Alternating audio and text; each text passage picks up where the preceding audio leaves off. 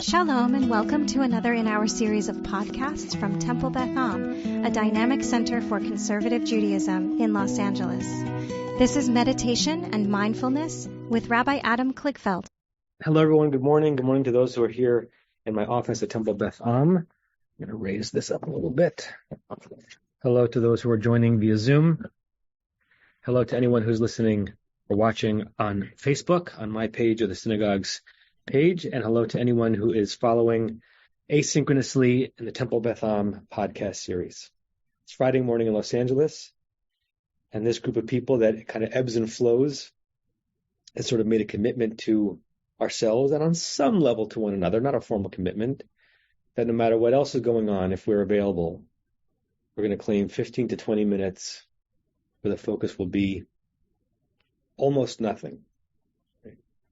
Or I will say the focus will be on the things most essential. Being, body, breath, and trying not to make the moment overly utilitarian. We've discussed this several times before. Sometimes the more I feel like I want or need a meditation to do something, the less likely it is. But if I enter into meditation lishma, just to meditate, sometimes it does something. Piece of Torah that I want to share and be the kernel of this meditation, if you want to go there. And again, as always, whenever we begin the meditation, you can feel free to ponder the idea. And sometimes ideas sully a meditation moment, and you can go past it. My favorite category of perush, of commentary on the Torah, are the ones that make something out of nothing. The verses that are nothing verses, nothing burger verses, that creative commentaries turn into everything. And we have one of those in this week's Parsha. After the laws, some of the laws about ridding the land of Israel of idolatry and burning and breaking down their altars, the Torah says, Lo ta'asun kain, or chain, I think, l'Adonai Elohechem. You shall not do such. You shall not do similarly to Adonai your God. It seems to be kind of like an omnibus statement saying all the ways that the indigenous people pray and worship in the land of Canaan, don't do that. Our spirituality is different. They have many altars to many gods, to many divinities. We have one to one. Don't do that. There's a new religion sweeping through the land of Israel. That's probably what it means in context. But the Kutzker Rabbi Nachman Kligfeld, who clearly knew what the verse meant, was always looking for other things the verse could possibly have meant, even beyond the imagination of the classic midrash, says, what's the chain? What's the thus? What's the simile in the verse? He says, don't pray, he used the word hergel, with a sense of over-regularity. His impression, I have no idea if it's correct, of the pagan world was that it wasn't just a theological problem, but that it was a form problem. It's not just that they divided the divinity into many, it's that the pagan rituals were kind of a constant version of the same thing, which of course Judaism is also. And in his imagination, they had no kavanah. The gods were almost like serving them rather than serving their gods, and so the individual penitent, according to the Kutzker, didn't have to do anything. It just I'm praying at this individual Asherah, this altar, this tree, but it's really what can the God do for me, not what I can do for the God. Just don't do that when you're praying. Don't allow yourself to slip into the exact same thing you did last time, which I find to be one of the most challenging aspects of any relationship of significance, with God, with Torah, with mitzvot, with spouse, with child, don't do it as you did last time. Even if last time was good, this is a new moment. On some truly essential level, you are not the person the last time you sat down for meditation. And if you came to Minyan this morning, you were not the same person than you were yesterday. And if you prayed the same way, then it was a faux prayer. And this is the Hasidic revolution against a moribund Judaism, right? Hasidut was frumkeit, but it was railing against the notion that Wednesday Shachrit should be the same as Tuesday Shachrit. So God might be the same Wednesday, but you are entirely different. How could you possibly come the same way? Don't do that in your worship. The paradox is that in order to get prayer good and meditation good, you have to have a certain form. If I led us into the meditation a few seconds in an entirely wildly different way than I had before, and you're used to this way, then it would be discombobulating. There has to be some slide, some shoot, some avenue that is normal. But we also have to try to bring some chidush, some novelty to that. To me, it's a lesson that works in this moment, hopefully, in prayer, and with any loved thing, loved one, or loved idea, or loved pattern in your life. So with that in mind, assume the exact same position you would normally assume, ha ha ha. But I mean that seriously. Our shape can be hergel. Our body posture maybe can and should be the same one we always hold in a meditation. If you haven't already, close your eyes. Focus on the right angles of your body, with your feet flat on the ground in front of you. There should be a right angle between your feet and your lower legs and your thighs. If you're not slouching, then there should be a right angle between your thighs and your torso. If your hands are resting on your legs, there should be almost a right angle at your elbows. Your body should be at rest, but crisp, an intentional position. The rest comes from the intentionality of your position and of your breathing.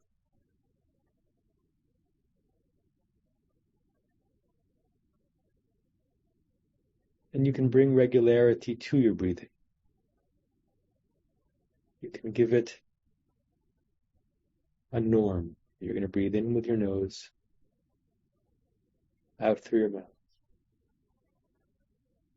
In through your nose, out through your mouth.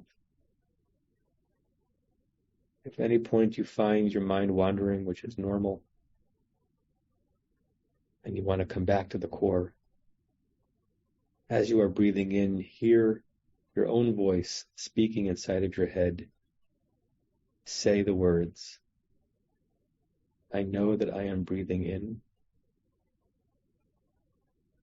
I know that I am breathing out.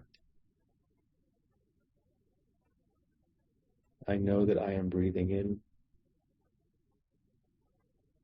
I know that I am breathing out.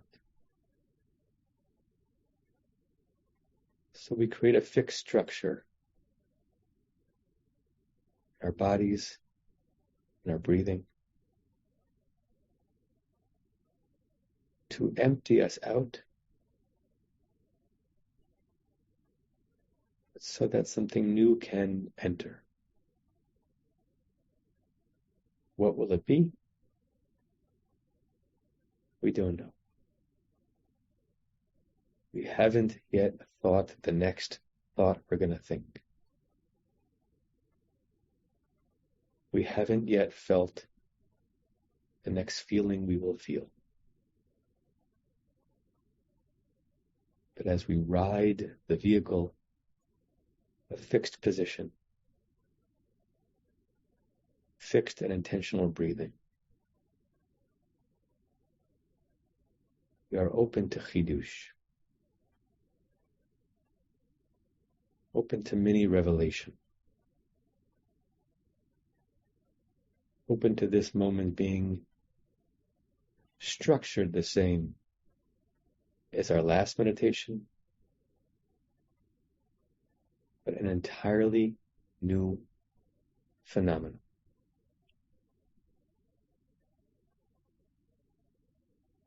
Without searching too hard, a passive search. Be alert for novelty that comes into your mind. alert for illumination. What is present for you that has not been present before?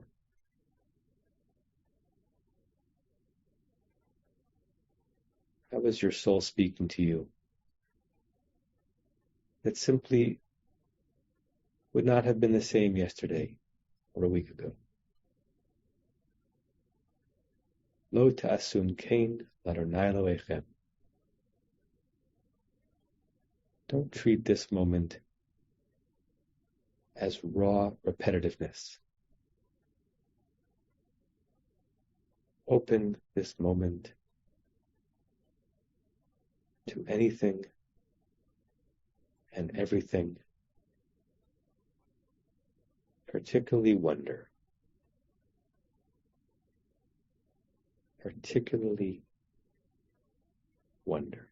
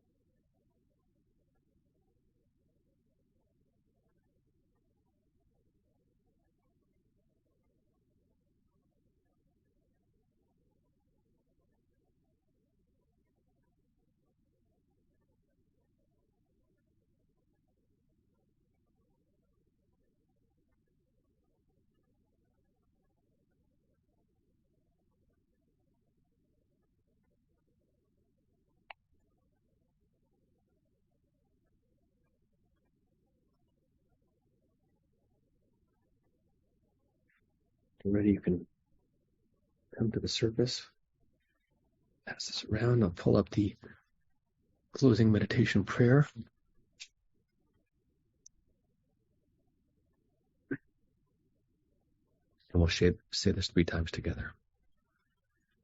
May we and all beings have happiness in the causes of happiness. May we all be free of suffering and the causes of suffering. May we all experience true happiness that has no taint of suffering. May we live in great equanimity, free from burdening attachment to loved ones and contempt for others, but rather with compassion for all. May we and all beings have happiness in the causes of happiness. May we all be free of suffering and the causes of suffering. May we all experience true happiness that has no taint of suffering. May we live in great equanimity, free from burdening attachment to loved ones and contempt for others, but rather with compassion for all. May we and all beings have happiness in the causes of happiness. May we all be free of suffering and the causes of suffering. May we all experience true happiness that has no taint of suffering. May we live in great equanimity, free from burdening attachment to loved ones and contempt for others, but rather with compassion for all. Say to you all, Shalom, Namaste, Shabbat Shalom. Have a good day, everyone. You have been listening to another in our series of podcasts from Temple Beth Am, a dynamic center for conservative Judaism in Los Angeles. If you enjoy these podcasts, we invite you to write a review on the Apple Podcast site or wherever you get your podcasts. For more information about Temple Beth Am Los Angeles, go to tbala.org.